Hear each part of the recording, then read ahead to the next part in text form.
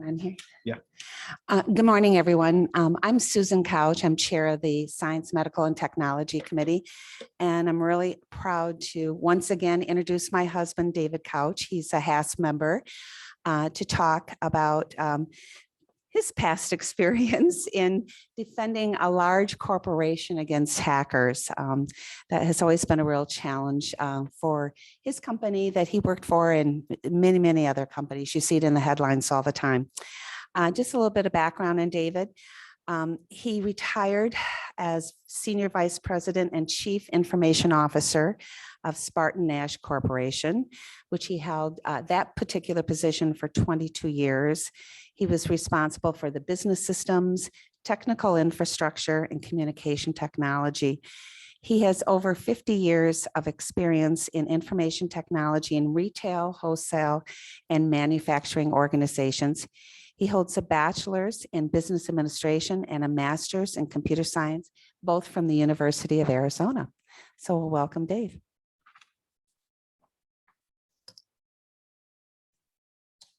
Good morning. Let me take a minute here to get wired up. And can everybody hear me okay? Sounds great, David. Okay. I joked, I did a class last week and doing one this afternoon. First time I've done HASP classes when I'm physically present, which is, I say I want to make sure I don't trip and fall. So let's get in presentation. Oh, I did that a little premature. Hold on. So I'm going to share my screen. Okay, folks, can you see the screen? We can. It looks like you haven't quite gotten into slideshow mode, but we can see that. Okay, and I just got back in there. Here we go. And voila. Perfect. Let's reduce the size of this. Actually, we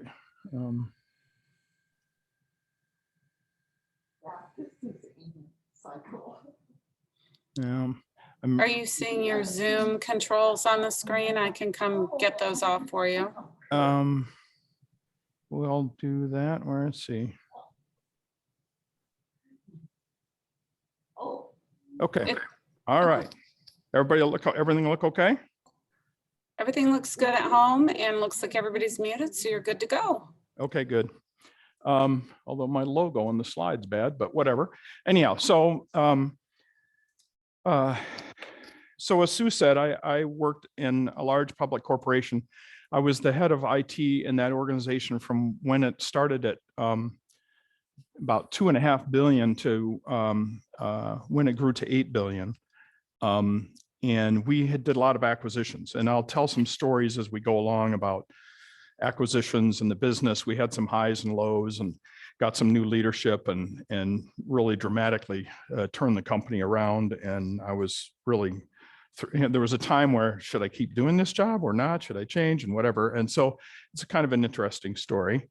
And let me get the controls. Okay, so what my plan today is I'm going to talk about hacker motivation, the different types of hackers that are out there and what motivates them. If you haven't looked at this space, it's kind of an interesting story to see what motivates. I mean, it's almost a human nature story. And I'm going to talk a lot about the landscape, because when I started that job, when I got that job in 1996, hackers and security, I mean, security was, as an IT person, security has always been an issue, but it was nothing like what it became.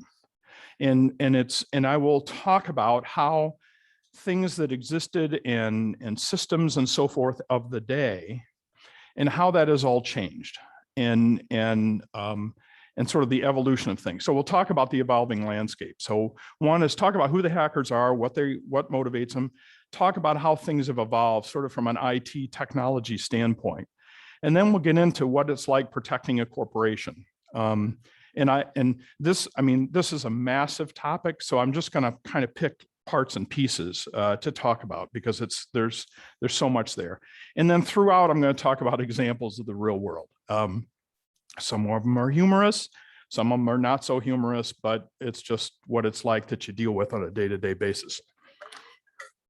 And then we'll kind of do a little quick wrap up. So what motivates hackers? So number one is financial gain. It's all about the money. The predominant, and certainly what I dealt with in my career was people that want money, that are trying to figure out creative ways, illegal ways to generate money. Then there's things, and a lot you've heard about in recent years about carrying out political agendas, nation state activities. I have no experience. The experience I have is the same that all the rest of us had as we watch the news and see what happens in our country and other countries. There's corporate espionage. People can be motivated. Corporations who have bad intent can hire people to get trade secrets, get different things. We'll talk a little bit about that. We'll talk about hackers that want to prove a point. And I have some interesting examples. I learned throughout this, I've learned so much about human nature and what motivates people and so forth. And then there's the much more personal issues of people having revenge upon one another, or generally causing harm for, they like to cause harm. I mean, there's people like that want to just stir things up. And then there's what are often known in the vernacular as white hats. So there's black hats and white hats. Black hats are bad, generally the ones you hear about. White hats are hackers that want to do good and want to help people improve their security posture. So we'll talk a little bit about that. So the achieving financial gains, and there's lots of ways that folks do this. One is they want to capture data, misuse it for their financial gain. And that was probably the biggest thing that I dealt with. Was I was in an organization that by the time I retired, we were processing 30 million credit and debit card transactions a year. I didn't do the calculation of what that means per second, but it was thousands. Because we, among other things, we had 170 stores, and let's say they each had 10 check lanes in them. And so you had a potential for 1,700 computer systems that are doing financial transactions as people check out. Plus, we provided those same services to our independent customers that we as a distributor supplied. So throw another couple hundred supermarkets on top of that. So it's a large population, a lot of transactions. So people wanted to get at that credit card data. And we'll talk about the history and how that's gone. So then there's another type of person that they don't want to use the cards and the data to get money specifically. They want to turn around and gather that data and then turn around and sell it to somebody else that goes and does the deed of trying to get the money. And as example, on the dark web, and this is data's it's a little dated, your information, a credit card that you own that has, let's say, a $5,000 credit limit on it, is worth about $1. And if you get that credit card information, they know the social security number and your name and address, it's about $1.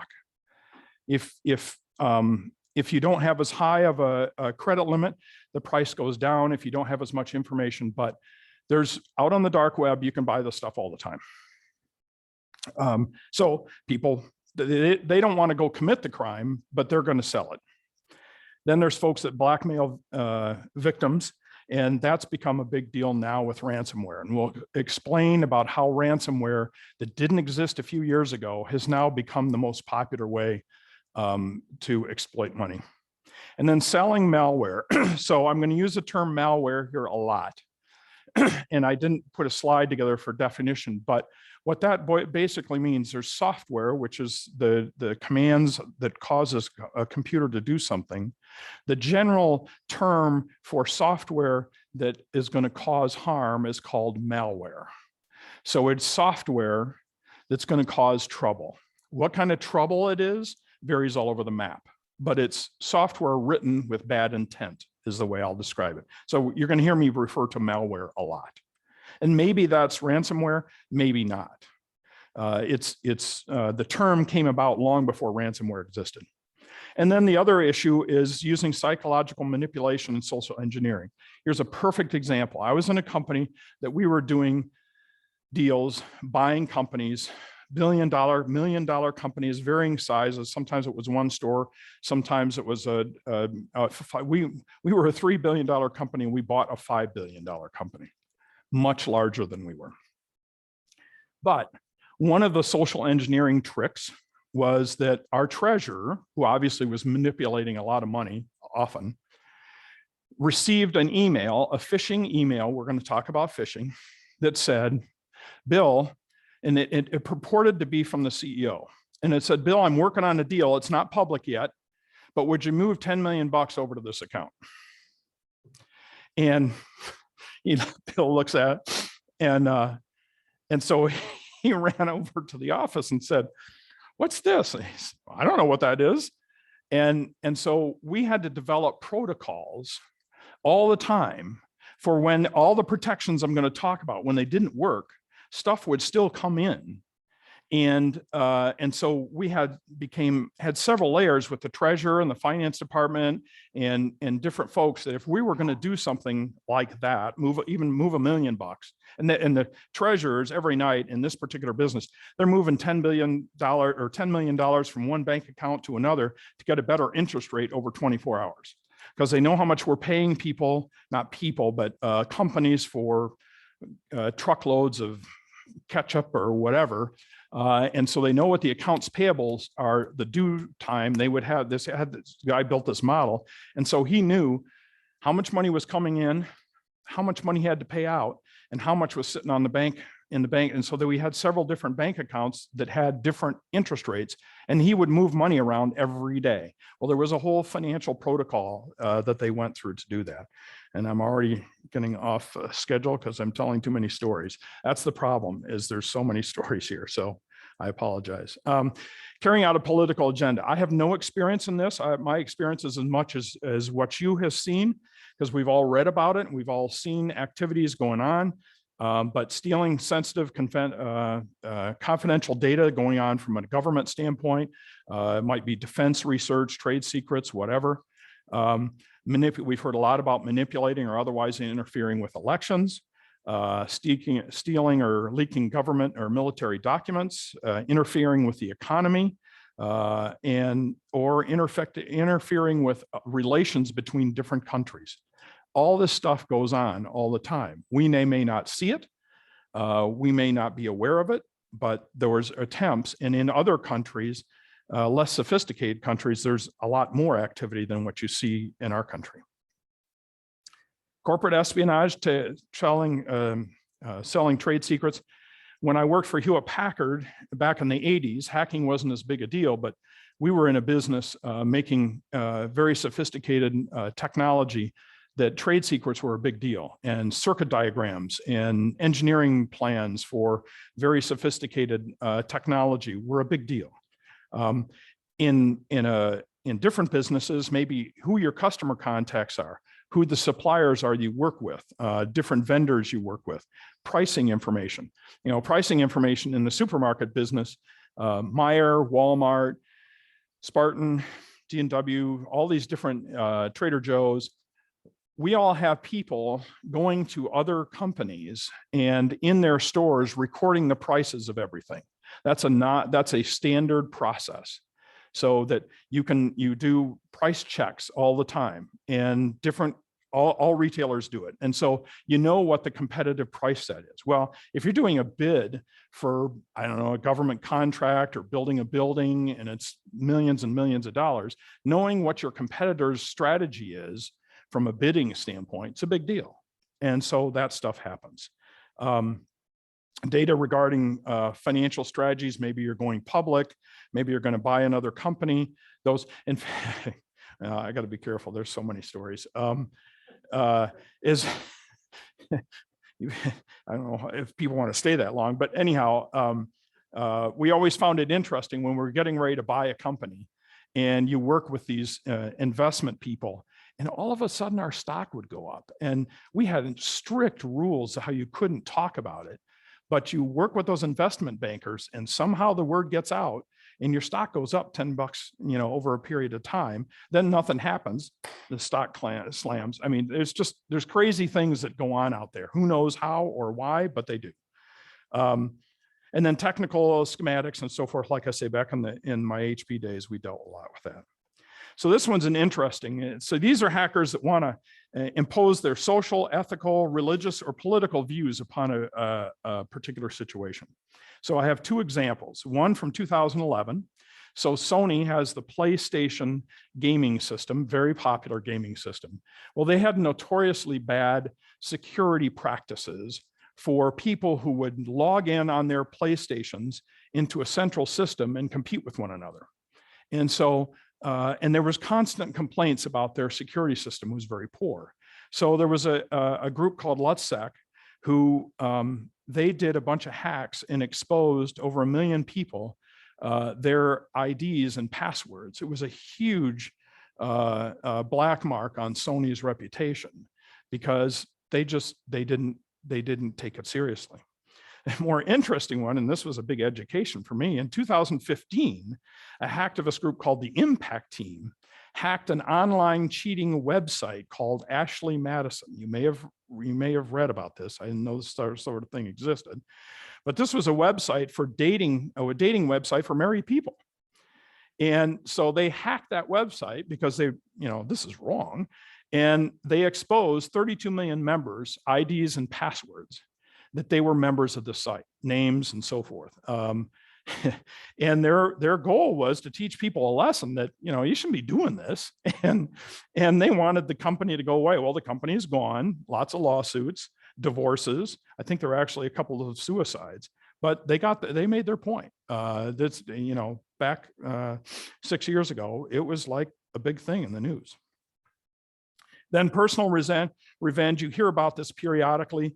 People might target a company and try and embarrass it, like a little bit like the Sony deal. They'll take their, on a personal basis, you hear about people, oh, my phone's locked, I can't get in. How did that happen? Encrypting or deleting their data. We'll talk about ransomware, publishing confidential data about people to the public. Sending spam. I talk to different people. I'm getting these spam things all the time that are targeted to me and never used to get them before. And so their social media profiles, you hear about people that, I'm not a Facebooker, never will be, but my Facebook page was, there's nasty pictures up about me, and somebody came after them for some reason. Hack their email accounts. Oh yeah, this is a classic one. I had this happen to my cousin. All of a sudden I got a bunch of emails from my cousin who I don't normally communicate very often. And then later I got an email, my account was hacked. They harvested all my contacts and sent emails all to my contacts. Another very common ploy.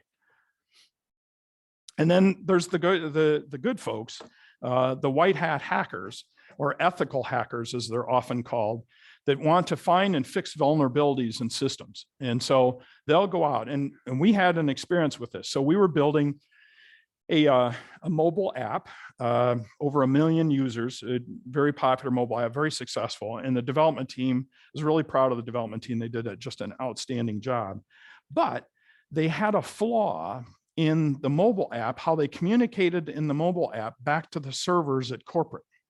And if you exploited that flaw, you could see all the traffic going back and forth. And so anonymously, we got an email from somebody we still today don't know where that person lives.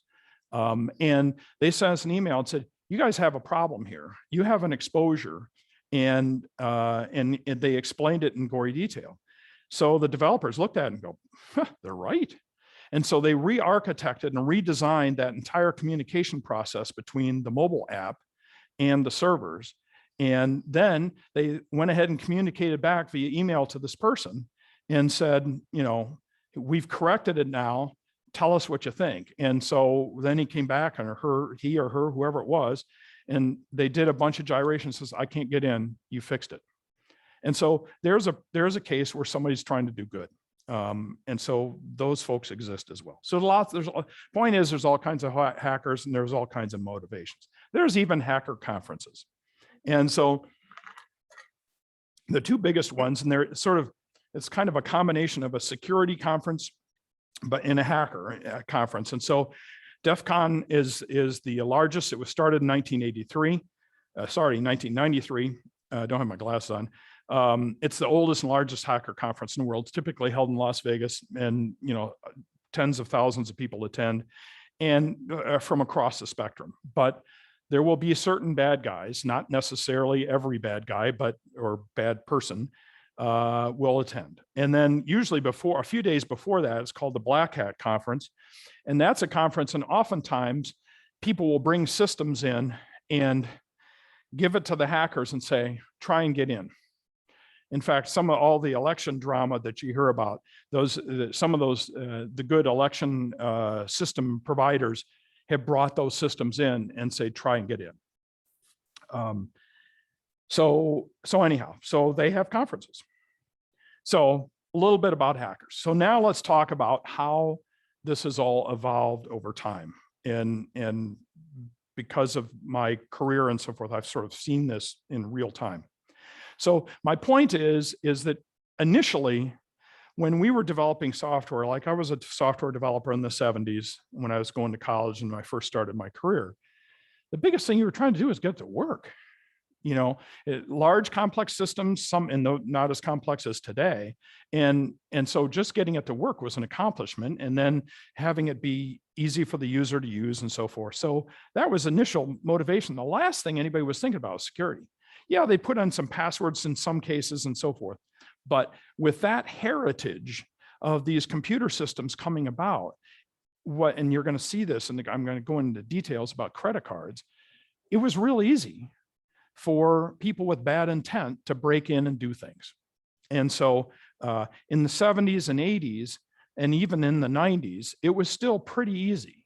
And it wasn't until later that when things became interconnected with the internet, that all of a sudden you had systems that were exposed to so many people that they became an easy mark.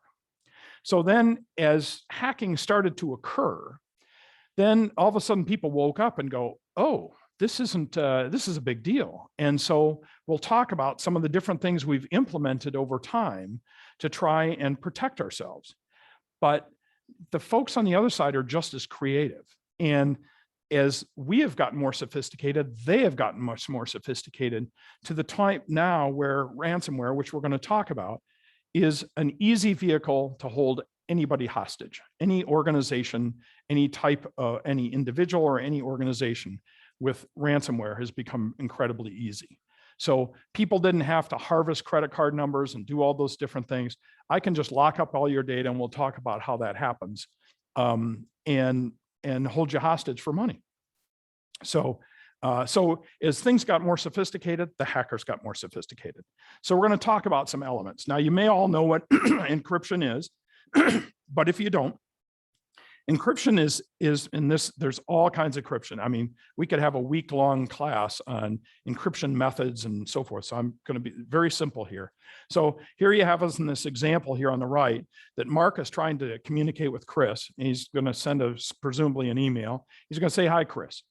And so under normal circumstances, that text from the left, hi, Chris, would travel across the network and show up on Chris's screen. So by applying encryption, what you do is you take a key. In the simple case, it's a key I know, and it's a key that Mark knows and a key that Chris knows. And they've loaded into some software. And what happens is those characters of hi, Chris, with this key, which goes into a mathematical formula that manipulates those characters and turns it into what you see over the globe there, what appears to be a bunch of gibberish. But it's mathematically converted that message into another message that makes no sense unless you have the key. And so at the other end, Chris receives that message and takes that same mathematical formula with the same key and runs it in reverse, and out comes the original message. Okay? Basic principle. But there's tons of variable variable ways. There's public keys, there's private keys, and so forth. I'm not going to go into that. I just wanted you to understand the basic concept. In the early years, encryption was very rarely used. One of the things was that mathematical manipulation required processing power, and the machines weren't very powerful in the day. Excuse me. And so processing speed was a limitation. It wasn't practical to implement encryption everywhere. But as threats increased, it's now becoming much more common. So many of the things that you do when you communicate remotely, things are encrypted. Not all of it, but they are. And so from an IT person, you have to think about it in two ways. And typically what we all worried about is, okay, if we're going to encrypt something, when I transmit it across carrier networks, the internet, things I don't have any control over, I'm going to encrypt it so that if anybody sees it along the way, I don't have a problem. And then I decrypt it on the other end. But now, as you start worrying about people coming into your systems, now you also have to encrypt certain things while it's sitting in the storage system in your computer. So that's why I say when the data is moving, it's become more popular, but now oftentimes you have to encrypt it when it's at rest as well. Okay.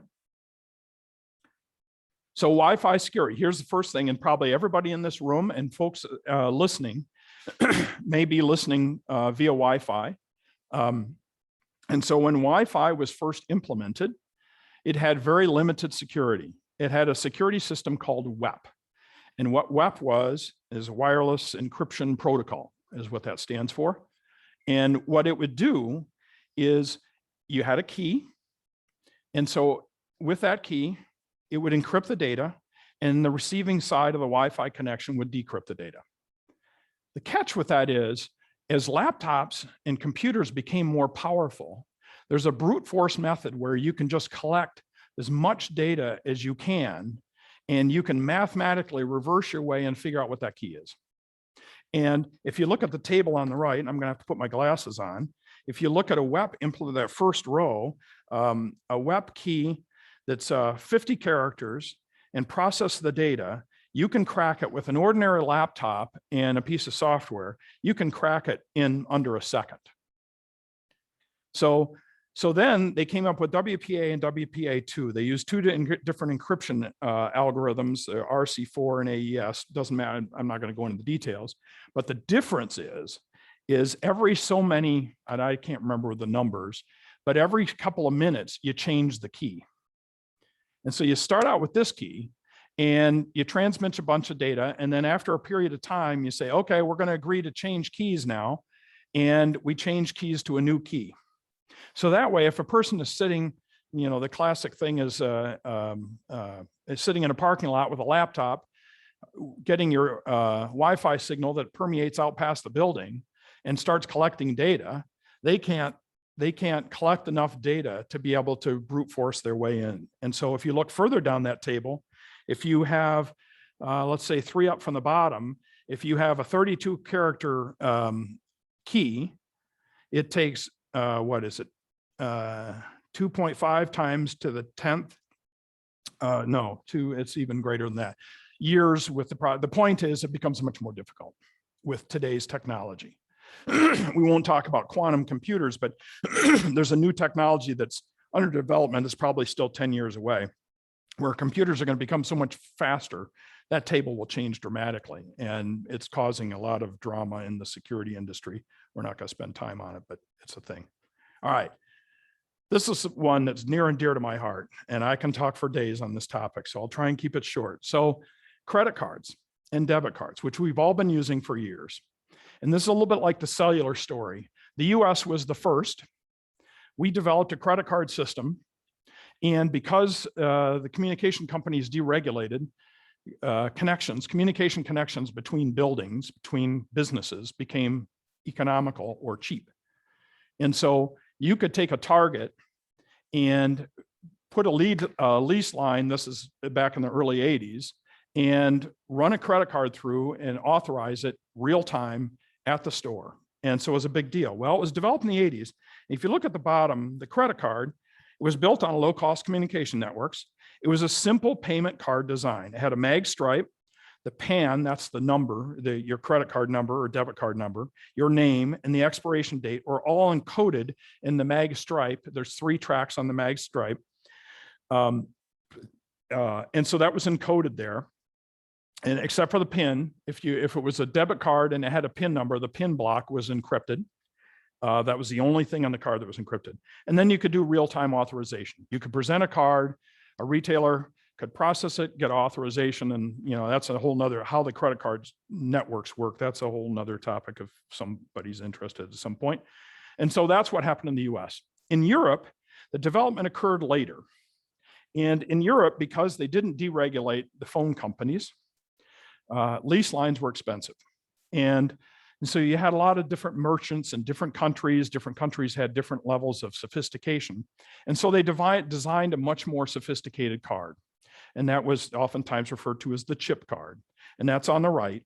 And so you look at the card, and if you've got a card, you can look at it. And you see that Visa Gold card, and you see the little silvery or gold looking dot with 8 kind of little pads around it. Those pads, by the way, are not the chip, they're the contacts. That's how, when you put the card in, it taps onto those 8 pads, and that's how it electrically communicates to the chip. And you can see in a blown up version of the chip. Well, the chip had a lot of functions.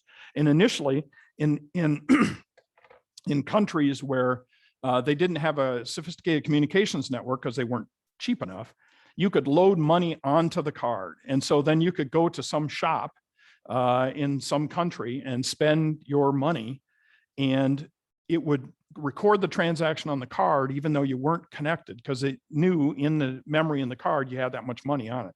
So then next time, and you could do different transactions all day long. And at some point you would go to an ATM or somebody who did have a connection, and then it would upload all those transactions and so forth. Point was, it was very sophisticated. It had sophisticated security. It had perishable keys going back and forth, a lot of things that we don't have time to explain, but it's much more sophisticated. So by the 90s, credit card and debit card fraud in the world, in the globe, was the worst in the US than any other country and all other countries combined. We were having all kinds of credit card break-ins because we had this unsophisticated system where everything was flying around in the clear. And so it was easy pickings. And there's tons of stories, and I'll talk about a few of them. So the credit card industry, that's one thing that changed. Then phishing became a thing. So phishing, our little bad guy up at the top, he sends out an email to you, purports to be your bank or some asking for information that you might have that gives them credentials to get at your money, some access to whatever. So you respond, and boy, it looks like it's like my friend who was the treasurer got the thing that looked like it came from the CEO, and it looks like it comes from Fifth Third Bank or whoever, and wants you to respond. And so if you take the bait and you respond, it collects your, whatever it asks you to enter, it collects that, and it goes back to the hacker site. And then they in turn use those credentials in 3 to go to number 4 and use those credentials to take action on your, whatever it is they've harvested from you to get money. So that's phishing. And then there's spear phishing. Spear phishing is, I send broad emails to lots of people hoping they catch it. The other spear phishing case is, I'm going to target Bill Wells. I know something about him, and so I'm going to send something specifically to him. Or Bill Jacobs, the treasurer at Spartan Nash, I know something specific about, he's the treasurer, and I've read from public documents that Dennis Edson is the CEO. So I'm going to send a very specific, that treasury thing I talked about, that's spear phishing. It's targeted at an individual. So that's phishing. So now ransomware. So ransomware is the thing you hear about the most, and the thing you're going to continue to hear about the most, because you can target anybody. So ransomware, somebody sends you an email in the upper left there that has a malicious code or has a link for you to click on. They send it to you. down to the center. This graphic maybe is not the best. But it uses an encryption key. It carries with it from the servers over on the right some encryption keys that comes down to your system. And whether it's your PC, if you respond to this, it might have an attachment, it might have a URL a URL meaning a link on the internet to go to some address. If you go to the address, it brings in nasty code. If it comes in the download an attachment and you click on that attachment, that software fires up and turns around and encrypts all your data on your hard drive on your machine. And in the corporate world, they've now gotten sophisticated because we would have these massive racks and racks of storage systems that hold, terabytes, petabytes, massive amounts of data. And they've now figured out how to send software in and encrypt all of that data where they have the keys and you don't. And so then you go and try and access something and it's, I don't recognize it, or it's not there. We had one once that took a bunch of files. They never destroyed it. They moved one file, set a collection of files over to another place. We eventually figured out where it was. But I mean, at first we were, we've lost all of it because of backups and so forth. We didn't. So anyhow, they want money. And how do they want money? They want it in Bitcoin, because you can do a transaction in Bitcoin and not be able to trace the other end of the transaction. So, and then if you make a payment, then they'll give you the keys, but then they got you because they know you, they know all your data. And so that's why the FBI says, don't pay the ransom. But we've had hospitals. In fact, there's now been a death in one of the hospitals that they locked up all the data in the hospital. So none of the automation systems, the life-saving systems would work. And somebody lost their life. This just happened. And so, that brings it to a whole new level. But the point is, any company, any individual is at risk from ransomware. It's easy now. And we'll talk more about that. So let's talk a little bit about hacks. And a lot of this is my collection of information, and you'll understand why. So on the left-hand side are some of the major break-ins that centered around credit and debit cards, because that was a thing I was concerned about. On the right is PCI, as the payment card industry. It's a consortium of the credit card, Visa, MasterCard, and so forth. And DSS is the data security standard. And so they started building the standard when problems started to occur, and it evolved, and we'll talk about that. So one of my favorite ones, the third down from the top on the left, is TJ Maxx. TJ Maxx lost 45.6 million credit cards. How did the person do it? They sat in the parking lot with a laptop and got on their Wi-Fi network because it was strong enough to go out in the parking lot. They had WEP, but they did not have the more advanced methods. And so they were able to capture the data. They were able to figure out how to get in. They got in and they implanted software in their point of sale system and then just harvested data for months to come. And so all 45 million credit cards, credit card number, name, and so forth, showed up on the dark web shortly thereafter. So the interesting story behind that one is the person head of IT had gone to management and said, our Wi-Fi systems in our stores are weak. We have to buy new technology to replace the WEP key methodology, and management didn't want to spend the money. So the interesting thing, and I'll tell a couple more stories, I don't know if he still is, but a few years ago, that CIO was still there. So on the converse case, a very good friend of mine at Hannaford Brothers, you can see in 2008, he lost 4.2 million credit cards. And he was a good friend. And by the way, he's never worked as a CIO again. He lost his job about 6 months later. And the interesting thing about that one is, because I saw all this stuff going on, I called him and he explained to me how they got in. And it was shocking, because you often think of hackers as some, kid in his parents' basement and so forth. That's not what it is.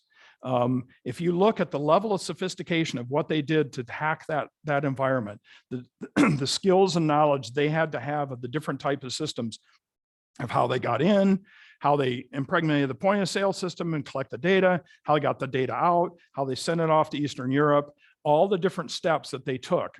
Don't have time to talk about today, but I was shocked. That was the most shocking phone call that I ever had back in 2008. I was scared, quite honestly. Heartland Systems, 130 million credit cards they lost. Heartland Systems is a credit card processing organization. They still exist today, although they've been purchased. And the way that one happened was they typically process for small organizations, restaurants, whatever. They were processing for a New York City cab company. And that cab company had an ID and a password to be able to administer their transactions and so forth. That ID and password got into wrong hands, and with the right skills, they were get in and hack the Heartland Systems. And there's tons of stories about the rest of that. Michael's, they will talk a little bit later. That one, their credit card machines that you interact with were compromised. Schnucks. So here's the second one that made me a believer. Schnucks is a chain of supermarket. By the way, Hannaford Brothers is a chain of supermarkets in the Northeast, Maine, that area. Schnucks is in St. Louis. Great stores, very high-end stores, and so forth. Mark lost 2.4 million credit cards, and he never worked again as a CIO. And so all of a sudden, I'm seeing all this stuff going on. I'm going, if I want to control my destiny and retire on my schedule and not somebody else's schedule, I got to take this stuff really seriously. So that's when I sort of became a maniac. Target, we'll talk a little bit about the Target break-in. That was quite a story. Home Depot was broken into 56 million credit cards. That one's just a sad story. The IT department didn't take security seriously, and we'll talk about that as a theme. And they were just not good at it, and it bit them. And then you go on down to Equifax down there, 2018, 147 million. That affected everybody in this room. Everybody that's listening to this talk, they lost your name, your social security number, your address, and so forth. A lot of data was exposed there. And one of the things that I'm going to talk about, as we get later in the talk, they didn't do, and that's how they got compromised. So then you go down to 2001 and 2002, and first of all, you see credit card theft has basically stopped, and it's all about ransomware. And so what happened on the right-hand side, the credit card companies started really ramping up security. We were held to a standard that most companies are not. And I'll talk about what that's a driver of. And implementing that chip credit card, the credit card and debit card fraud in this country dropped through the floor. Because now all that stuff was no longer in the clear. There were security keys going back and forth. It's a much tighter system. Why did it take so long? Because the banks didn't want to. It cost a normal credit card cost 30 cents to produce. These are old numbers, 2 or 3 years old. I don't know what it is today. A chip card is $1 to produce. So the banks didn't want to do it, and the retailers had to replace all the hardware in all the lanes and the gas pumps and so forth. And so we as a country fought it. But you can see in the graphs on the right-hand side, you can see the frequency of ransomware attacks from 2013 up to 2020, and then payments by quarter. That, unfortunately, that graph is in reverse, but you can see how it's going up. So what's it like protecting a corporation? First of all, corporations don't take security seriously, and they do not today. And I can tell you, having fought the battle, and I was lucky because I was in a corporation that took it seriously, and I was kind of a maniac and whatnot, but it's typically not on anybody's mind. It's an overhead, it's a cost of doing business, and gee, it's not going to happen to me. And then when they pursue it, it's typically a very incomplete strategy. And it's even a bigger problem in small companies, because small companies, they don't typically have a sophisticated IT shop, and they're focused on their business, which of course they need to be. And it has to be driven by the top. and by the board of directors, and then you have to have executive support. And in my case, I had to report every year to the board, the audit committee of the board of directors and the board of directors itself on the status of our security efforts, what the, I had scorecards in which we're going to talk about some of that data. And so they took it seriously, but the executive support, this is a famous story for what I lived. So Spartan in 2020, we had just gotten into retail, and the leadership team was not, we knew about wholesale, but we didn't know about retail. And so in 2001, I think we made net profit. I won't get these numbers right, but let's say we made 35 million. In 2002, we lost 35 million. The company was going down. And so the CEO at the time retired. He had no choice. Well, he did it voluntarily, but it was inevitable. They brought a new guy in. I never forget it, March 3rd, 2003. And a fabulous guy, amazing, and just a good guy. I mean, he was down home and he'd had years of success. He was 59 years old. He says, I think I got one more in me. And so he came in and he turned the company around, and he was fabulous. And the first thing he did was he brought in the second in command, who eventually became the next CEO. Craig was in it for 6 years, and then Dennis was 9 years. And it was 15 years, and it was just amazing what they did. But they came in, and so they come in, these new guys, and typically a new CEO comes in and wants to bring in his team. But here the company's losing money. And so all of the executives are, oh, so do you know what you're talking about or not? And so, and thankfully I was one of 2 people that survived. Everybody else got replaced. But the second guy in command he brought in, about 2 months after he was there, he had to change his password, because we had a practice that after every 60 days, you had to change your password. And this guy, and he was kind of a strong-headed guy, a wonderful man, but he comes to me and he goes, so why do I have to change my password? And I said, because we take security seriously. He said, I never have had to in any other company I've worked on before. Well, I said, that doesn't say much about those companies. And I said, if you'd like to come with me to the next audit committee meeting, well, we can talk about it. You can explain to him why you feel like you shouldn't have to change your password.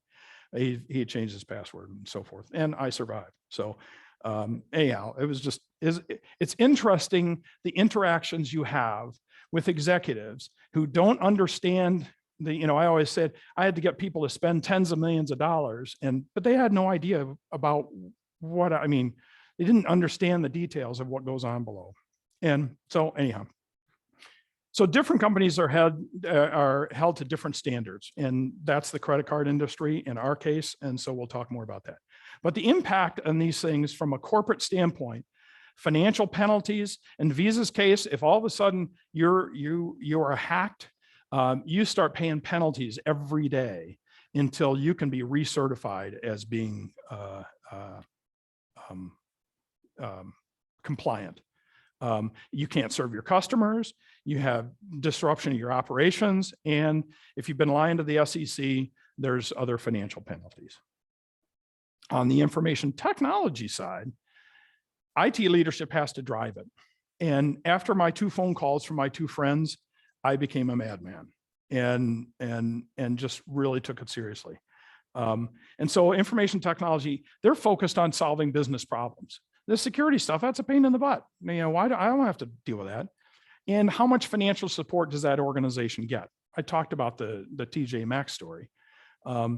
So, and the security culture even varies in the IT organization. You have security people. I had a team of about 8 people, and that was their job, and so forth. But the people developing software and implementing systems, that's like a pain in the butt. I'm trying to solve a business problem. I got a deadline, and you're going to make me do this stuff. And so you have these counter forces that you have to manage within the organization. And it's more than technology. Again, the simple email coming into the treasurer to say, move 10 million bucks. That's not sophisticated technology. And yet there's all kinds of technical tools, and we in IT, we're always really we got the shiny object, right? The next shiny object. It's $1 million object, but it's really shiny, and I want to implement it. So that's always a issue. So the process. So let me talk about now what you do and what you go through. So we're going to talk about a framework, kind of mundane, but the different things you need to think about.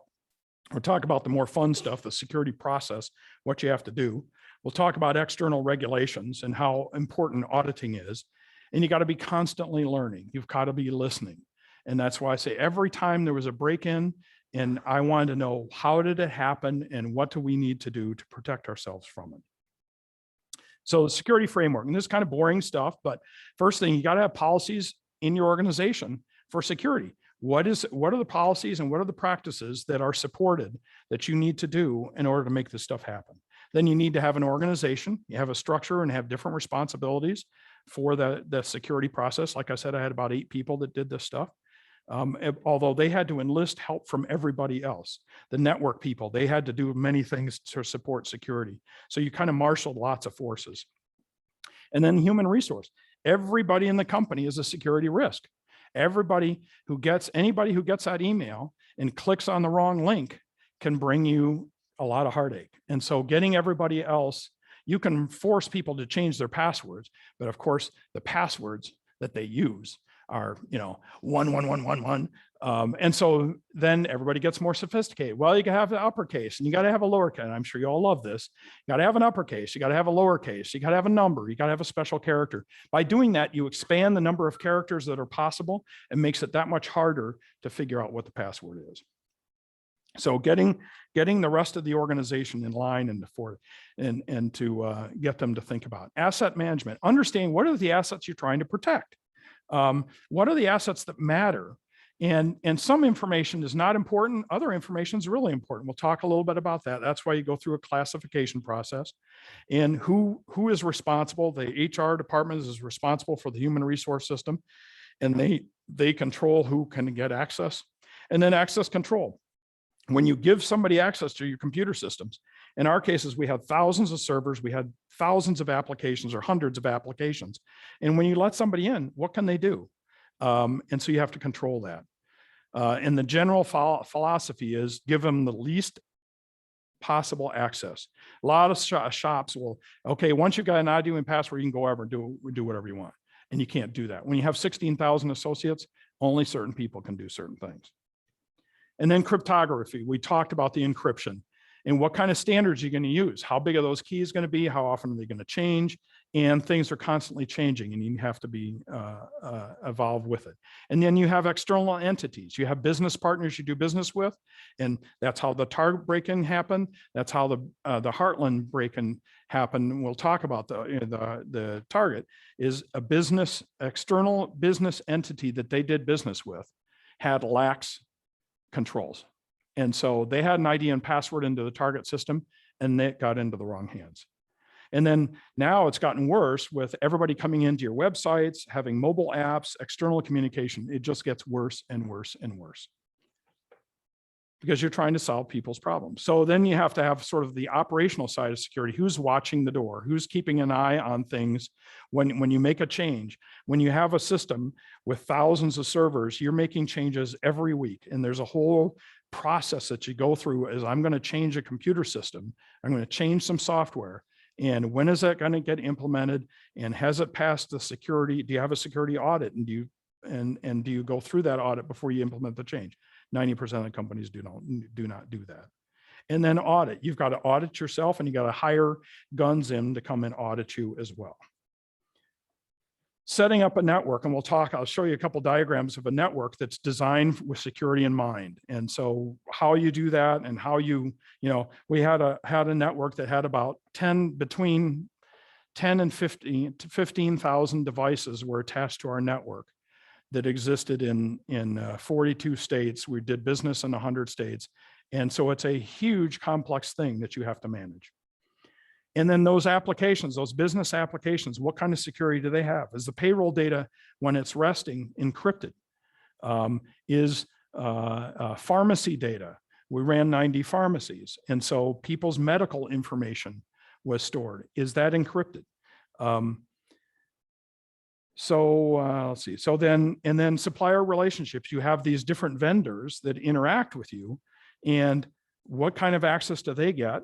And how do you go audit them? Do you go see if, it's too bad Target didn't go audit their HVAC, the people that took care of the cooler cases in Pennsylvania, because they were lax and an ID and password got out, and that gave them the opening to the door. So then when something goes wrong, what are you going to do about it? Do you have a plan to how you're going to respond? Have you ever tested it? Have you ever tried it out? There's breach insurance. And so you can pay for insurance that generally in no way covers all your losses, but can help you reduce the cost. And then having a relationship with a forensics firm, anytime somebody has a break-in, typically it's a surprise to them. They don't realize it happened. And so they'll hire somebody to come in and analyze and look around and figure out how the bad people got in and how they worked away around the network. So establishing a relationship with one of those forensic firms before something ever happens. So you can call them and they already know your environment and they can come in and react. And then disaster recovery. You have these data centers, and of course the cloud is a big deal nowadays, but you have a data center. Well, in our world, we had 2 data centers. They were about 3 or 4 miles apart. That's kind of close, but it worked. And we had a totally redundant set of hardware. And do you test? And we'll talk about that. And then compliance, and we'll talk about each of these, the Sarbanes-Oxley Act, the breach notification laws, they're crazy, and PCI and HIPAA. So here's the example on classification of information. We had 4 levels. The one that we were least worried about was public, number 4, and then it went up, sensitive, more private and confidential. We used confidential, the highest level was in our world, was credit card numbers and debit card numbers, anything related to financial information for customers and customers' medical data. So we had 90 pharmacies, and you have all sorts of very private information about those individuals, and you do the maximum you can to protect it. Private was, say, payroll data. It's important. It's not going to close down the company, but you take extra steps there. Then sensitive, I use the example pricing information. I told you how we all compared everybody's prices. And so, but we obviously didn't want that exposed.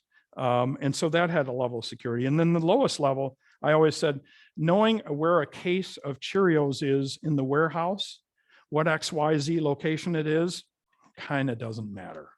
And so that was very low.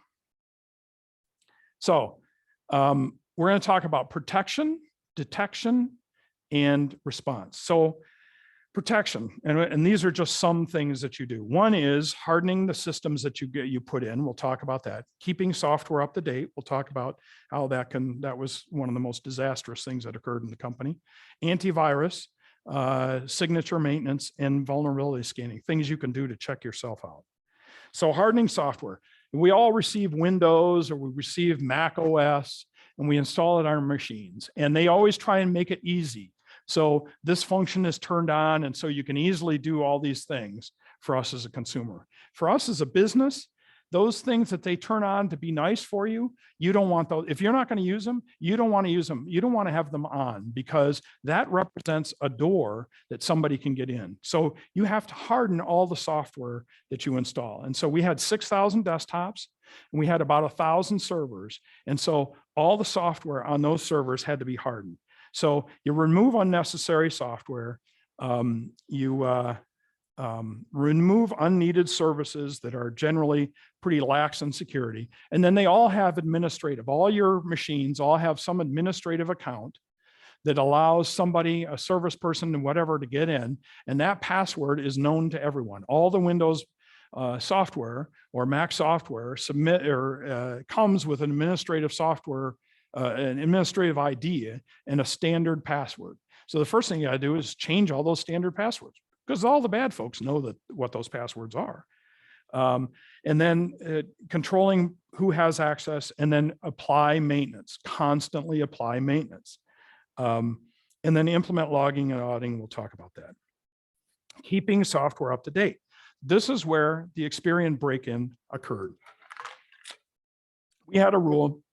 We had to keep all of our major software across all those thousands of systems. They always had to be within a year of their, when it was, Windows 11's now out, is it ready for prime time, whatever. Once you determined it's ready for prime time, we gave ourselves a year to update all that software. By the way, we aren't making any money here doing this stuff, right? I mean, this is the problem, is it's just work. And then software fixes. They constantly find fixes. They find problems. They find bugs in Windows. They find bugs in OS and other software. And you have databases. We have all this hundreds of software that the world is built on that we ran in these things. And so they would have security updates. Well, our rule was if it was on the critical systems list, it had to be updated. That security patch had to be installed within 1 week. If it wasn't a critical system, it gave us 90 days. So here's an example. In the Experian break-in that occurred, they ran a system. It's a strut. It's called struts. It's a piece of web. It's a certain. You don't care. There's some software that they had that a security flaw was discovered in March of whatever year that occurred. They didn't do their maintenance. They did not apply that maintenance. By May, the bad folks had figured out that hole, had got in, and that's how they got that 147 million. So because they didn't do basic software maintenance, it's not super sophisticated stuff. It's just sort of, doing your knitting. They weren't adhering to good practices, and it bit them, and it bit all of us. Okay, so that sounds mundane, but it's a big deal. Antivirus, probably everybody has dealt with antivirus on your system, and they're based on, those software packages are based on what are called signatures. So there's known software out there that's bad, and so they load into these systems the characteristics of what that bad software looks like. Oh, that's software AB6702, and it looks like this. And so they load into their system the signatures of all the known bad software out there. Well, they're constantly updating and giving new signatures. So you need to update your signatures all the time. Now, many of them, that might be an automatic thing, but when you've got 10,000 devices, it's another matter. So we had a policy that we had to update the local copy of the signatures for work, the 5,000 or 6,000 workstations and 1,000 servers. We had to do that within 30 days. And then this is the thing, and most people don't do this. And when you get to a level of sophistication, there are tools that you can use that go around and probe all your systems looking for holes, looking for ways to get in. Something isn't configured just right and so forth. It's a lot of overhead and it's a lot of work, but you go in, you scan yourself. You can hire people to come in externally, but you do it yourself. So here's a classic example. We had a large print shop. If you've ever seen a flyer from a grocery store, there was a guy, good friend of mine, he's retired now. He ran this business and he was very good at it. Massive printing presses. The printing press, it would take 2 rooms twice as tall as this room to house these presses. But they had plates. They had a system that produced plates for the printing. It was made by Kodak, big machine, and it had a server with it. And this was, I won't remember the date, but let's say it was 2015. And he hadn't updated and gotten the latest version of the software. And so he was running a Windows 95 server. And it's a sort of thing where, and you have a big corporations, people bring in systems to do different things, and IT may not necessarily know about them, or they may know about them, but they do an upgrade and you can't keep track of it all. It's just too big. Well, and Dave's a good friend of mine, but Dave was notoriously economical. That's why he made a lot of money printing those flyers for different people. But I said, Dave, Windows 95, we got to replace that. And he said, well, the upgrade to the system was like $10,000. And I said, I don't care, I'll pay it. And so I forced Dave, who, like I say, is a good friend, and we worked on many things together. I said, go get that thing updated. So we found it when we did the scan, didn't even know that thing was out there. It wasn't something IT supported. It was a I don't know, $100,000 machine that he bought for a business purpose, but it came with a Windows 95 machine. And you constantly have to pay attention. And I talked about, and I could go on and on about different examples when I learned about something, and you see events, you've got to go, oh, I've got to change my business. The standard rule book doesn't apply. I just discovered somebody figured out a way to do X. And so I have to learn and I have to change. So that's what you have to do from a protection standpoint. There's other things, some of these things in detection are sort of both, but we'll talk about. So how do you detect when something's gone wrong?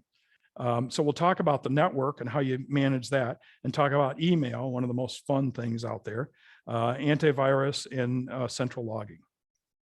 So you may have heard about the term firewall.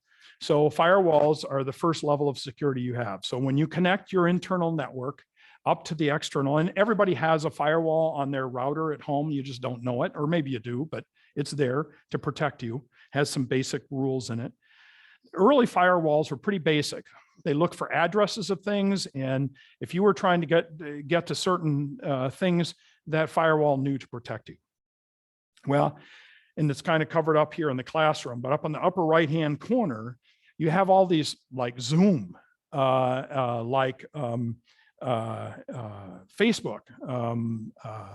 different tools, applications, cloud applications. There's all sorts of applications, and they have certain needs. And as a result of it, you start poking holes in your firewall.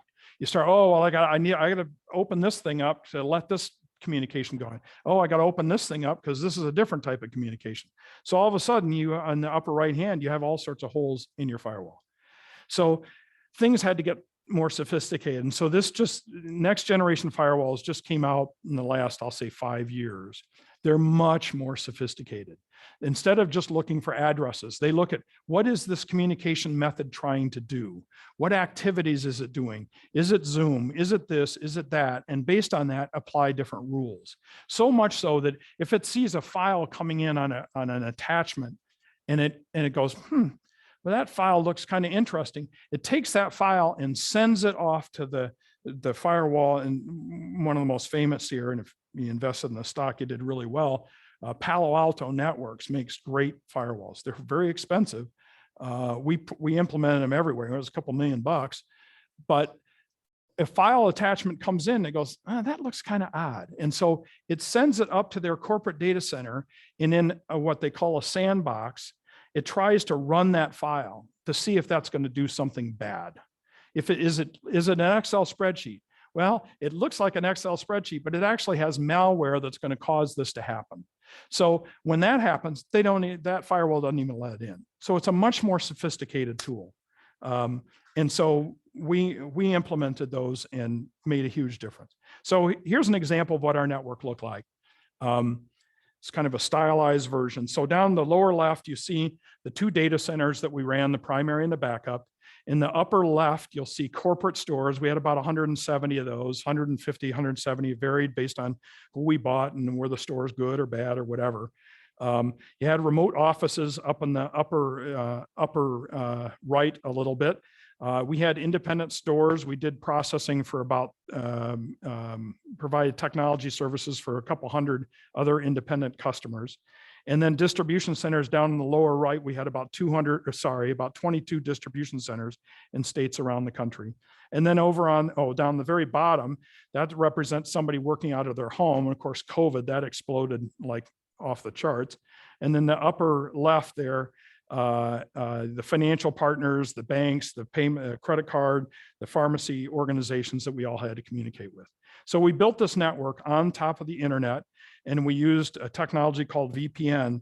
So you had encrypted conversations, but we just put pipes into the internet and we interconnect like I say, it was about 300-400 locations. So it's a pretty good sized network.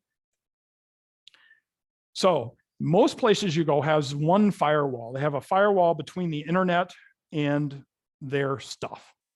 We took a different approach, and this was our old design. So the first thing we did was on the upper right, you see the internet, you had a firewall, and then you had devices attached there. And those devices were our website, our different things that you as a customer could access, some of our vendors and so forth. And so those were things that were exposed to the internet, but, and so there was just one firewall between those and the outside world. Then the middle portion is where the standard devices, and that's where, you know, those 10,000 devices I talked about were. And so in order to get in that far, you had to pass through 2 firewalls to get there. And this was avant-garde design. It was, I was very lucky. I had some amazing network engineers that designed all this. And then the really serious stuff, the credit card processing, the pharmacy related stuff, and our network management, that was all that third level, that lower left. So if you wanted to get in, you had to pass through 3 layers of security to get there. And so the way I would always characterize this, the black hat section, that was millions of addresses coming after those devices. The middle level, that was thousands of addresses coming after, or devices coming after those systems. That inner one is less than 100. Actually, if you count a point of sale, it's a couple hundred, but I mean, it was very controlled how we did that. Well, just before I retired, we re-architected the whole network, spent several $1 million and redesigned it. And the guys came up with even a better design. So you saw all those sections, all those different groups of sites. And so you see in this diagram, the internet in the top, you see 1 firewall to get in.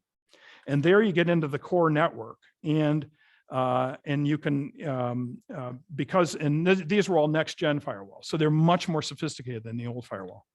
So then you could get to the general everyday servers, but then every site, whether it was a store, whether it was a distribution center, whether it was an office, they had to come in through a firewall as well. The idea there was if somebody came in with a memory stick that had something that they brought from home that was really cool that they wanted to put on their desktop, and they plug it in and it had some malware, it couldn't get in and impregnate the rest of the company. So very sophisticated set, I mean, millions of dollars of cost, but that's a robust, and by the way, this is not common. Well, it might be now, but certainly in the day, it was not common. Like I say, I was blessed with some really talented folks. So then there's the email challenge, and we all deal with email. So there are now companies, and then we have been using them for years. They used to have, you bought software to clean email and so forth. It became better you would hire a company, and we hired a company that had data center on the East Coast, data center on the West Coast. Company, I think it was called at the time, Proofpoint. We sent all the email that got routed to your corporation went to them first. And they cleaned it. They looked for spam, they looked for known problems and so forth, because they were processing billions of emails for lots of different companies. So when something bad happened, they immediately knew and they applied it to everybody. So if you look at the statistics from then, whatever they said was okay, then that got forwarded to us. There's a side benefit. Your network utilization went down because you didn't have to deal with all the junk traffic. But in 2018, on a monthly basis, we were receiving 65 million messages a month to our corporate locations. 52 million. At a low point, 80%, at a high point, 91% were blocked because they were garbage. They were, you know, buy my magazine, do this, you know, this is bad. What, I mean, all kinds of stuff that was blocked by that cleaning service. I call them a cleaning service. And so then when we got in with those super sophisticated firewalls, another 18,000 were blocked because they had some weird attachment that looked malicious, or had a link to some location that was not good.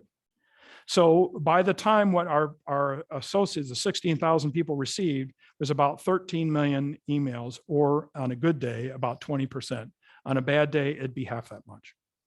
And what we saw happening back in the time was ransomware was growing. 64% of the malware out there was ransomware, was now becoming ransomware. Capturing your identity, about 24% was trying to get your banking credentials. They were doing it from attachments or just giving you a link. They didn't even have to attach something. They just sent you a link that if you clicked on it, it went off to a bad site and caused havoc. So email it's a long story. Antivirus.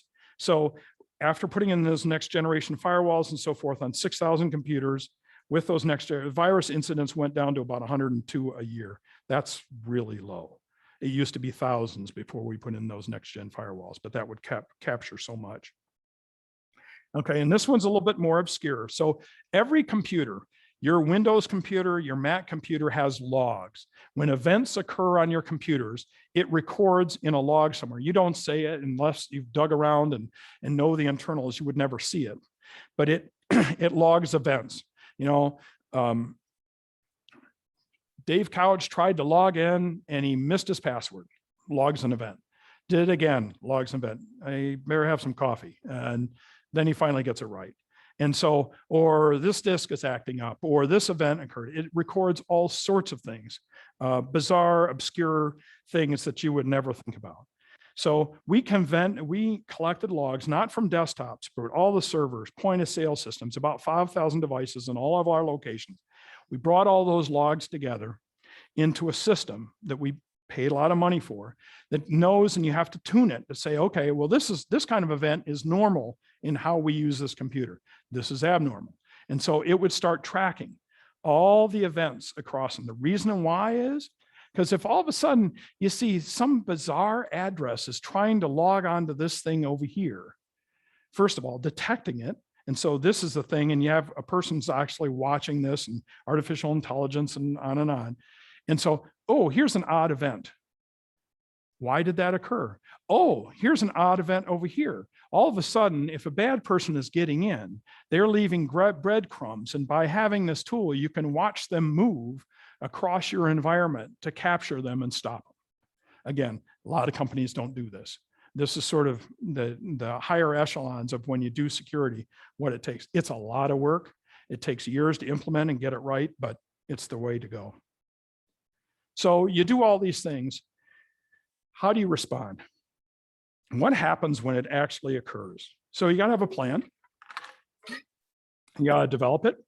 You got to practice it. And how are you going to recover when things happen? And then the whole disaster recovery piece. And I'm falling behind. I apologize. So here's an incident response plan. So you have the different types that can occur: a credit card breach, health information, personal information, ransomware. And then you have to have a plan. Technically, what are you going to do? How is the business going to participate with you?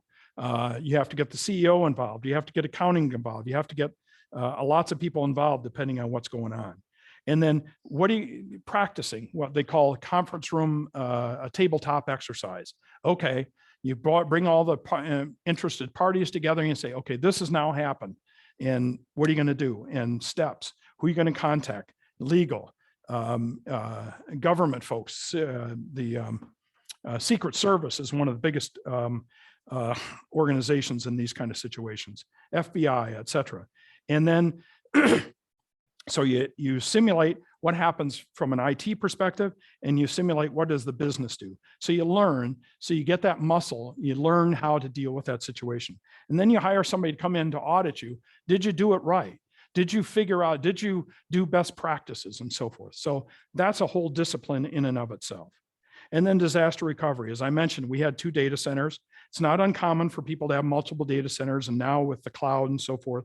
But what we would do is 1 week a year, we would move all the processing off of one data center and over to the other data center and run there for a week. And then the next weekend, you move it back. So you knew that what you did, all the stuff you built really works. And that's, again, having that discipline, doing that, not common. So then there's the external regulations. And this is actually a good thing. People get wound up about regulations, but there's many positives. So there's Sarbanes-Oxley, we'll talk about that. Notification laws, that's a disaster. HIPAA, and then the payment card industry. So Sarbanes-Oxley was a federal law that was put into place, and it was after the Enron bankruptcy and the WorldCom bankruptcy. Arthur Andersen lost their auditing license because they were auditors for those 2 companies. And it was a scheme. And if you ever want to talk about, particularly in the case of WorldCom, it was amazing. I mean, it was so obvious as soon as I heard it. That's the most crazy thing that they did. And of course, what's his name? Bernie Ebbers is in prison, and he deserves to be there. But Sarbanes-Oxley Act was put in place as a result of that. And the bottom line of all this stuff is, there's lots of different things, but it's a discipline that you have to put in place in your company to check yourself, to make sure you have people in your company that audit other parts of the company to say, are you doing this? Are you doing that? And anything that affects the financials of the company. If it doesn't affect the financials, that's not important. But if it affects the financial company, so it's a major impact and puts some controls in place in finance and particularly in IT. And people moan about it, but I know for our company, it was a very positive thing. The discipline and the tightness that we implemented as a result of it was really quite good. And so then what happens is, at the time when the auditor comes in to certify, you get that annual report and you get the letter in the back from the auditor that says, yep, these numbers are real. It's because of this that they can further say they're real. And that's a process in and of itself. HIPAA, we're pretty much everybody's knowledgeable about HIPAA these days. Running 90 pharmacies, though, it brings a whole lot of discipline in place. And HIPAA was originally all about modernizing communications and movement of medical information around. It actually turned into a very different thing. And notification laws in every state, and this is a place where states have created laws. And if you're a company like us that did business and had facilities in about 20 different states, it's a disaster. I mean, it's a nightmare. In this state, if some information is exposed, you have 60 days to notify everybody who was affected. In this state, you have 30 days. In this state, if you expose some information, but you retrieve it, and it turns out it never did any damage, you still have to tell everybody within 28 days that their data was exposed and it was pulled back, but you just got to let them know. Every state's different. And so we had to know the rules for all those states. And well, basically our lawyer made a lot of money. PCI DSS, this is the one that I'm most intimately involved with or familiar with. So the major card manufacturers, when all those break-ins that you saw on that list started happening, they put together a set of rules. And my personal opinion, because I've seen, like when I did the class on the grid, I saw what the rules are for the grid operators and so forth. These have actually been used as a model for other industries. So it's a pass-fail test. There's 24 things. Do you have firewalls in place? Do you have this kind of piece in place? Do you have an incident response plan? Do you, I can go on forever. Just amazing, the minute detail. 250 at the time, 3 years ago, there were 250 controls that had to be in place. And if you couldn't say yes to every one of those, you failed. So it was a pass-fail, and only 250 right was the only answer. And if you had a low volume, if you didn't do a lot of credit cards, and actually the number was, if you did more than 6 million Visa, 6 million MasterCards, 6 million American Express, if you did more than that, you were a level 1 merchant. And to answer the questionnaire, you had to hire a company in that audit you and answer the questionnaire. If you were under 6 million for any credit card, if you had less than 6 million, you could answer the questionnaire yourself. I called that checking the boxes, because a lot of people check the boxes, but they don't really scrutinize it like they should. So this is a little view of our auditing history. And the important thing here is the first time we brought in an auditor to audit our IT security was in 2001. And we thought we were pretty good. It was one of the most embarrassing events of my life. We were really bad.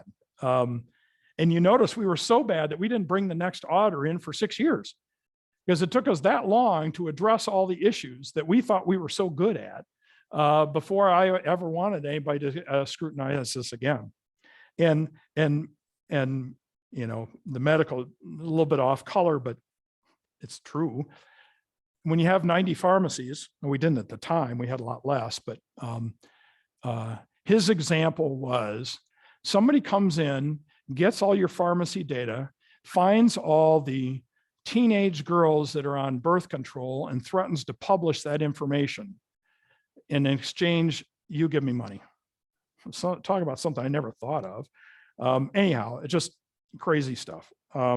So then you see PCI in 2008, we were a level 2 PCI standard. Yep, I'm sorry, I'm running out of time here. And we became a level 1 in 2010, and you can see we did lots of auditing.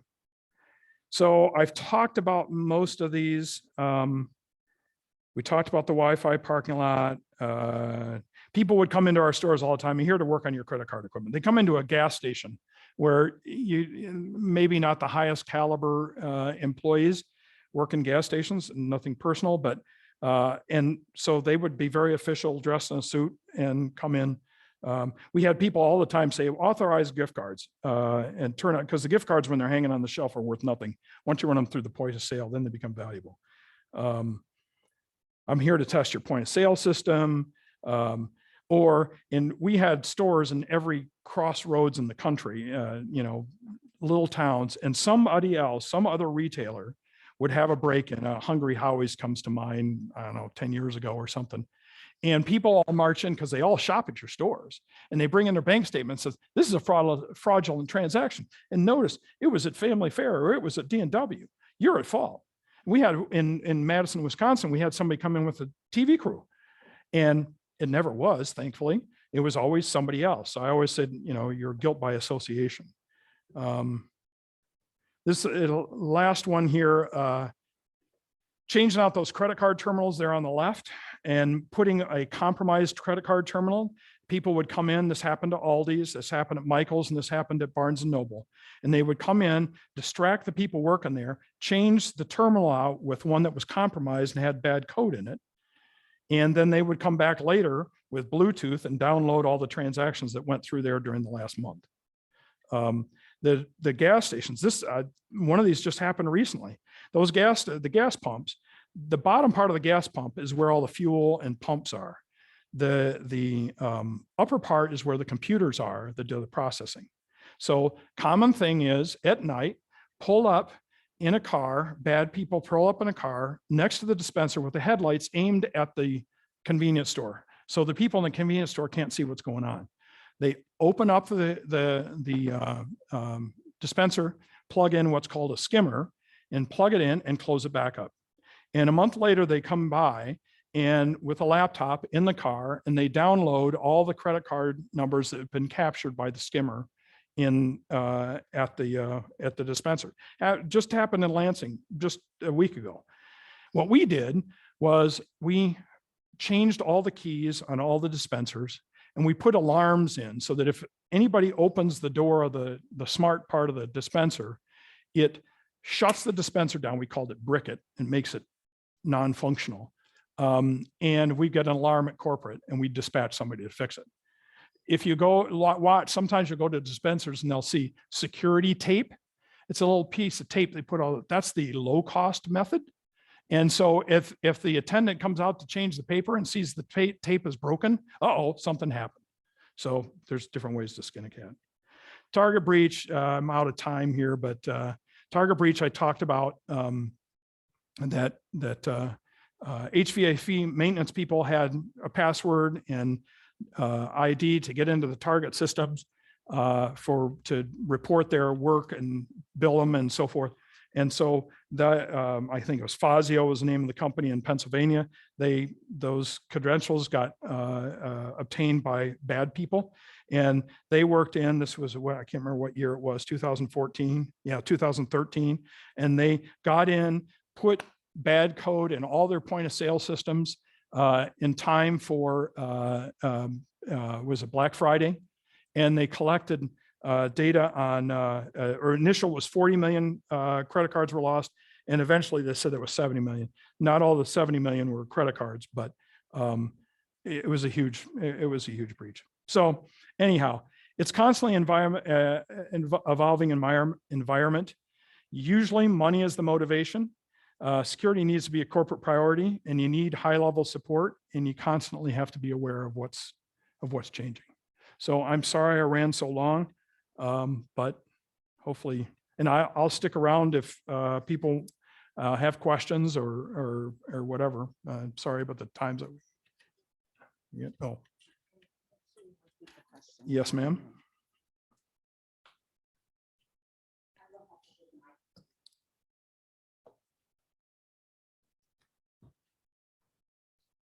Question is, if the more apps that you download to your phone or your computer, does that increase your security risk? The more apps? No, I would say that reduces your security.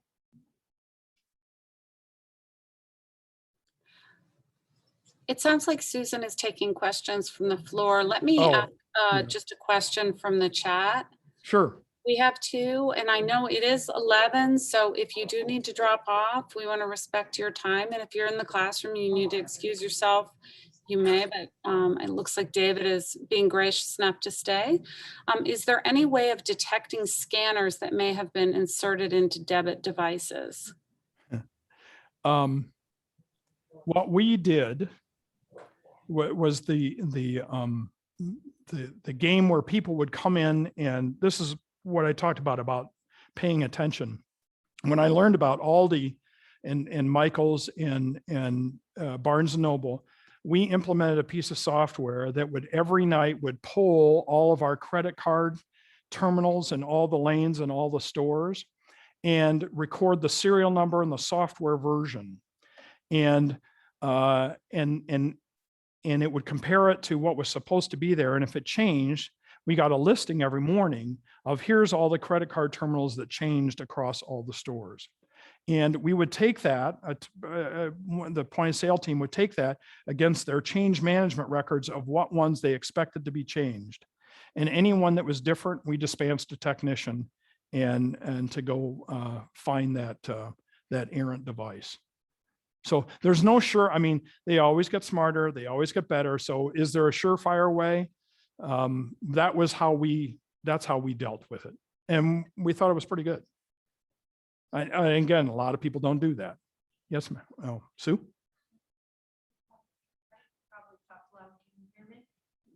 Yeah, I can. Okay, would you just explain a little bit about the dark web and how people, I mean, I'm probably very naive, I hear all this, oh, it came from the dark web, or there's chat rooms in the dark web. Oh, yes.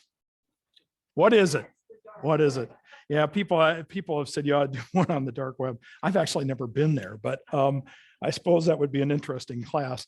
So what it is, so when you go out to Google or, whatever you use to do a search, and if you went to my internet class, the searches are built up by Google and Yahoo and DuckDuckGo and these different companies, and they go around and they find websites. They look at addresses and find websites and call that information, look at web pages and pull it. It's a massive project. It takes a couple days to get updated. But there's other addresses on the net that the only way you can see them is if you have certain types of encryption and certain types of software. Those IP addresses are out there, but if you went and tried to interact with them, you might get an acknowledgement that they're there, might not respond at all. And so you need very special tools to get out there, Tor, and there's some other tools and so forth. Again, I've not been there. I know a lot about it because of credit card numbers, but so there's a whole set of servers, environments, and software that is, quote, the dark web. And so on a surface, I mean, if I showed you a server that was a normal server on the World Wide Web and one that was dark server on the dark web, they could be on the same rack, but how they're addressed and how they're set up is different. And so if you have those tools, you can go out there and you can buy and sell and communicate with people that have bad intent. And, whether it's financial related, criminal related, sexual related, I mean, you pick a topic And if there's a dark side to that topic, you can typically find it on the dark web, but you need a special set of tools. But you could procure those tools and put them on your machine at home and get there. You just have to know those tools and know how to, and they have search engines.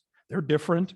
Google doesn't support them, and so forth. And so there's a lot out there, but that's where our identities are bought and sold. That's where credit card numbers are bought and sold. And, you know, criminal gangs, drugs, you pick the topic, it's out there.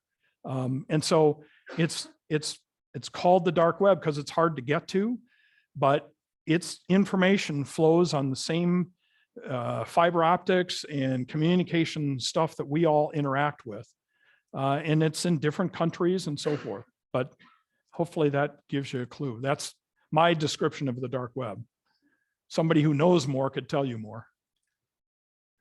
Bill? She's coming around. Do you believe that's a good idea to use PayPal as opposed to putting your own credit card number online purchase for them? Yeah, I think PayPal is a better method. They've gotten credit card processing on the web has become much better.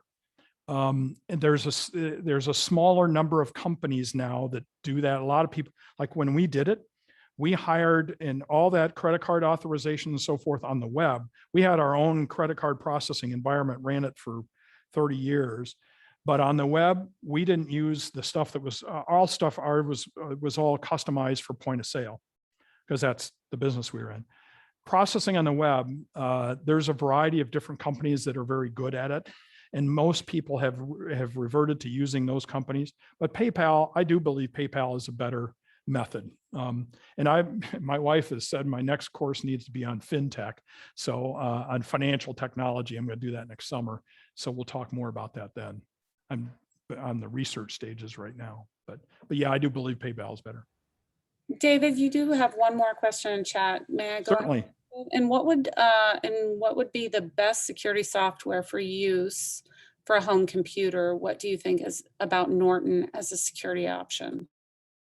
Norton is a great product. There's a number of them, and I've been in the Apple world now for several years, so I'm not as Kaspersky, and that's always everybody always gets a big kick out of Kaspersky because they're a good product, but they're basically in Russia. But they're a really good product, and they're sort of, I'll call them the good guys in Russia because a lot of the hackers are housed in Russia and China, and North Korea, where the rules are different and people care differently, I'll say. But Norton's a good house. Kaspersky is a good house. There's AVT, I think, which is an open source version that's out there. There are others. Now on the Mac world, I use Malwarebytes. I think that's a great tool. But I will tell you, I'm not an expert. I'm certainly not an expert in Windows because after February of 2019, I kind of didn't care. So. You didn't mention McAfee. Oh yes, that's right. McAfee is another great virus protection and security tool. That's why I say I remember some of these names and so forth, but I haven't been in that space in a while. Other questions? I've read quite a bit lately about corporations and other entities putting fake data on their servers. Yeah. So the hackers get the fake data instead of it. Yeah, that's been around for a long time. We call them honey pots, Pooh Bear. And so we would do that. We'd have a few servers out there that kind of look like they mattered. And so, yeah, that happens. That's an alternative. It's not a solution. It's sort of a delaying tactic. That's of the things on the list you do, that's probably lower on the list, I guess is how I would state it. Yes. Can you comment on the federal treasury being hacked some time ago? So what you're talking about is the SolarWinds hack. And that's an interesting one. And I would tell you government departments vary widely in terms of how good their security is. I would tell you the Treasury is very good. But SolarWinds, and this is a little bit of an interesting story because we, like thousands of other companies, ran SolarWinds. SolarWinds is a tool, a software management tool to manage your networks. And it's a very powerful, you know, over the last 10 years, it's grown to a very much a dominant position. So people in government, thousands of corporations across the world use SolarWinds product. What happened in the case of SolarWinds is when these software companies provide software, they'll sort of have the gold copy that they run in their development labs. So people will work on developing portions and so forth, but then they compile all the stuff together, and this is the gold copy that we distribute to everybody. So talk about a server that you ought to have the ultimate security on.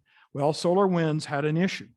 And so somebody got into their distribution system and was able to implant software in their distribution copy, the gold copy of the thing. And so as people updated it, that malware got impregnated in copies of SolarWinds across the world.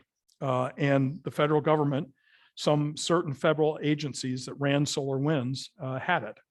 I would not be terribly concerned about the Treasury, but I would also tell you that whether it's government, you know, pick the defense manufacturers, everybody is suspect. I mean, my comment is, if you look at the Chinese fighter jets that are producing, they look an awful lot like the fighter jets that we're producing.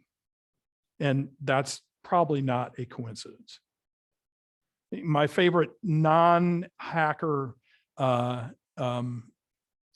incident back in the 80s when I worked for Hewlett-Packard, where Hewlett-Packard made the divisions I worked in were all made super technical measurement equipment.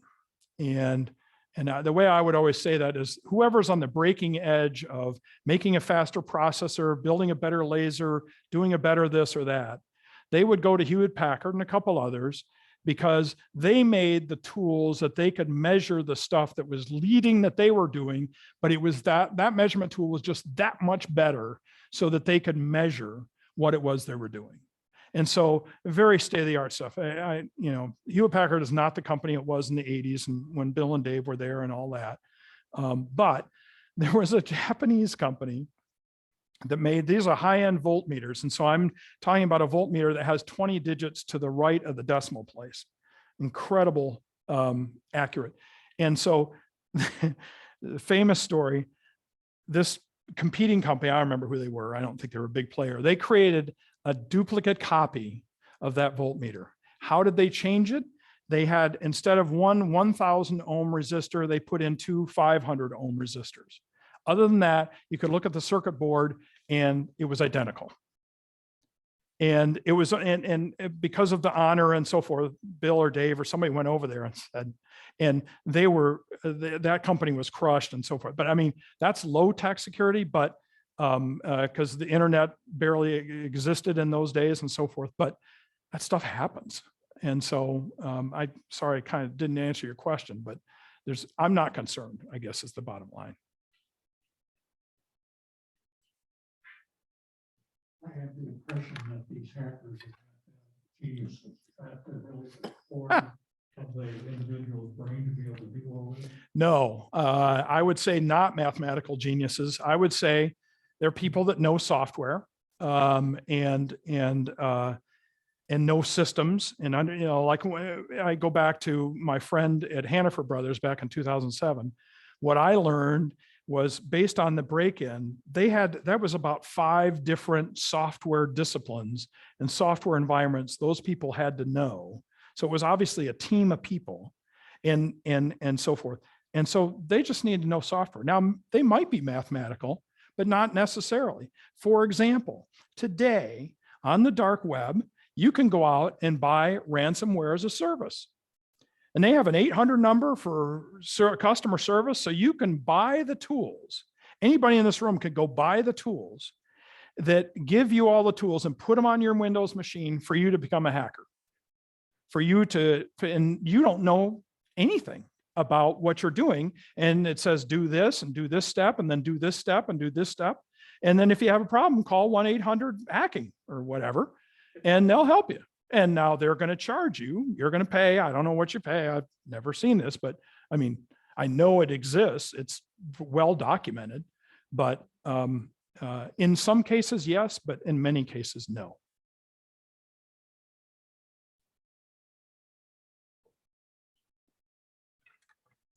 Is any of that illegal federally or state law or? Depends on what you do, but yes, it is illegal. I'm not schooled in the law in all the areas. We had Warner Norcross was our law firm, and we had a couple of people in that law firm who were one lady who was a software. I always said she kept me out of jail for 20 years. She negotiated contracts and contract languages, but they had other folks that were focused on a variety of different areas. So yeah, but I'm not a super expert on that. I'm all about the defense and so forth. But much of it is against the law, but prosecution is not easy. But most of those credit card hacks that occurred, some of them were very famous, were brought to, they would send out what they call mules, would come out with it's easy to make a credit, and it used to be easy to make one of those credit cards, $300 machine in the trunk of your car. You create them, no problem at all. There's stories of finding people with credit card machines in the trunk of their car, Myers and whatever. And so then they send a mule out and go to ATM and withdraw, do a bunch of transactions, walk around the city of New York. And a lot of those people were caught and people went to prison and so forth. So I don't know I'm not an expert on that. So sorry, long-winded answer, but.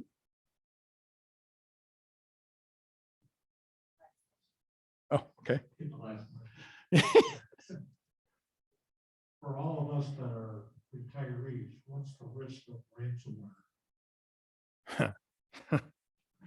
Ransomware is always, the question was for us who are retirees, what is the risk of ransomware? And when I originally built that slide, I had a thing of what to watch out for. If you see an attack, if you get something from somebody and it looks suspicious, delete it. If you get a text message on your phone from somebody that now my wife, she'll block them. But I just delete it. So you just have to be very cognizant. Banks don't typically send you emails asking you to log on. The federal government, IRS, doesn't send you emails saying log on. Those things don't exist. So you just have to be diligent and have to be careful. I actually think we have a risk of phishing. Oh, yeah. Yeah. Phishing is probably this problem where people just, solicit you via your emails or your text messages. I get those. I block them, I shut them down, I do everything I can. If your phone number gets out there, you'll get text messages that they're fishing around for information or junk. Some of it's harmless, some of it could be bad. I just don't click on anything from anybody you don't know. Yep.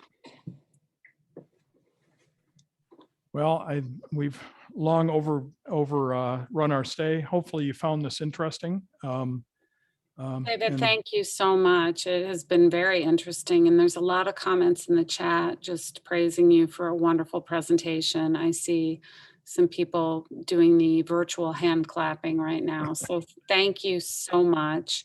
Thank you. Appreciate it. Sorry I ran so long. Hey, David, I have a question. Yes. How secure is an iPhone? Of all the phones, the iPhone is by far the best. And to say how